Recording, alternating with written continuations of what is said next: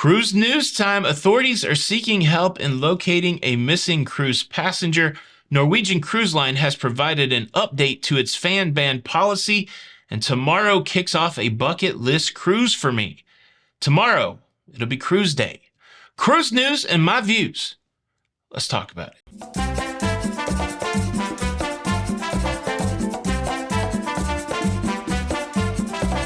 Hey, what's up, everybody? Welcome to La Lido Loca. I am your host, Tony, here to talk you through everything going on in cruising. And I got a small pile of cruise news for your face today, including an announcement of my very next cruise that kicks off tomorrow afternoon. I'm very excited. I have to stay chill for this show. I got to get this one done and go finish packing, and I got to catch a plane later on today. Quick clarification from yesterday's video. I recorded the intro to that video several times trying to figure out what to say. It was that story, that sad story about the person passing away on Virgin Voyage's Valiant Lady. I think in the very first few seconds I called it the Scarlet Lady, but then I corrected it during the show.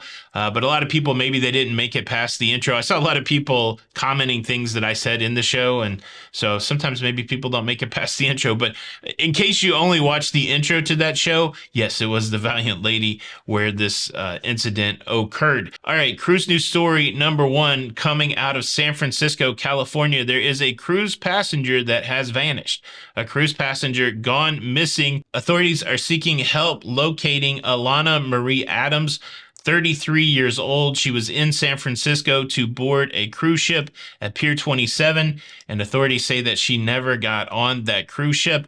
I wanted to post these pictures here. Maybe anybody in the California area that has any information, please reach out to the San Francisco Police Department. That's a scary proposition that you go to your port city to get on your cruise ship and somehow you don't make it on the cruise ship. So hopefully everything is okay with this woman, that she'll be located, and that there's nothing bad going on. But yeah, if you have any information, please reach out, San Francisco Police Department. Cruise news story number two, Norwegian Cruise Line has provided an update to their fan ban policy. Last week, Norwegian Cruise Line added this verbiage to their prohibited item list. The list read all types of fans, including handheld, battery-operated, electric, etc., were prohibited, which kind of made you think that all fans, it didn't matter which size fan, small fan, large fan, plug-in fan, battery fan, seemed like all fans were prohibited. This caused some consternation and some concern around the cruising community. I've been peppered with tons of questions on would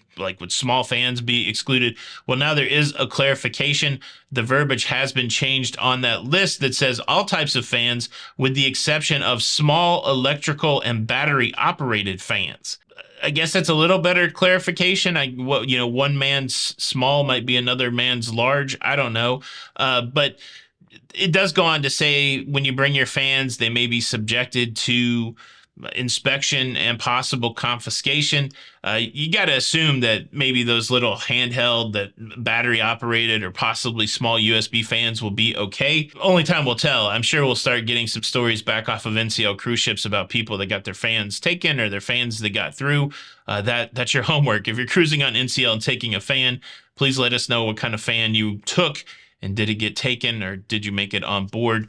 But yes, there's some clarification around the fan ban policy. Now, I've got to tell you about the bucket list cruise that I am jumping on tomorrow in case you missed the live stream announcement from last night. But I have a news story that goes along with it. Holland America Line is celebrating its 150th anniversary. And what I did not know about Holland America until I cruised on the MS Noordam in Australia was that Holland America played a huge role when it came to immigration in the early 1900s, specifically immigration from Europe to the United States. Fascinating. I got to see a whole presentation. It was really cool. But they are commemorating that 150th year anniversary, doing a lot of stuff. There is a cruise coming up out of New York tomorrow, transatlantic, going on the MS Rotterdam to Rotterdam, where Holland America is based in the Netherlands, celebrating that 150th anniversary. And well, that would be a cool cruise to be on. That's a hint. But before I tell you the deets on that, in addition to things like 150th anniversary transatlantic cruises, they've also been doing some interesting work online. Holland America, working with the Center for Family History and with the Rotterdam City Archives, they have digitized their passenger records from the 1900s to 1969. And you can go and actually put your last name in this search window and find out if anybody with your last name or any, qualifying things that you want to search for were on any of the ships during that 69-year period. And well, I did it. I found some Barnetts that cruised on Holland America ships. I'll leave a link to this database where you can go search. It's very fascinating. So I searched for Barnett and I found 6 records of Barnetts that cruised on the Holland America Line during that time, the earliest being in 1923, departing from New York, but we do have someone departing from Rotterdam. It doesn't tell you where they went or anything. I don't know if you can dig deeper than this. I don't know if any of these people are related to me, but it is a fascinating thing to be able to see a company that's been taking people back and forth across the ocean for 150 years. If anybody possibly in your lineage had cruised on these ships before, I'd be interested in the comments. How many records did you find? Now, I guess if your last name's Smith, you're going to find a lot. But I believe there's like 2.5 million passenger records that you're searching through here. So pretty cool. There you go. All right. Yes, I am going to be going to New York City today to board the MS Rotterdam tomorrow for a 13-day transatlantic voyage. And we can either thank or blame Doug Parker from Cruise Radio for this upcoming adventure. Recently, he was on the La Lita Loca Cruise podcast. And after the podcast was over, we were chopping it up, trying to figure out what we were doing next. And he described to me this trip of his going to New York to get on the Rotterdam to go on the transatlantic to the Netherlands.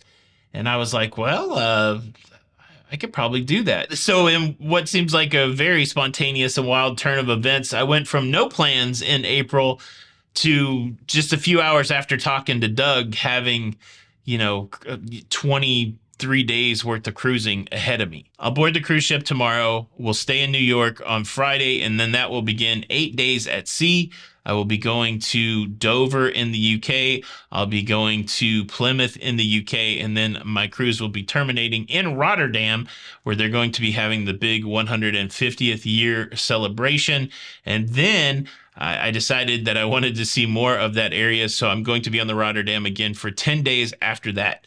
So I will be out of pocket for the most of April, for the rest of April. I hope to bring and show you guys some interesting experiences from my very first transatlantic, and I'm excited. I'm excited. Okay, that's the show. I hope you enjoyed it. Smack the like button, subscribe. I got to get out of here. This is Tony for La Lido Loca, and until the next time, we'll see you on the Lido.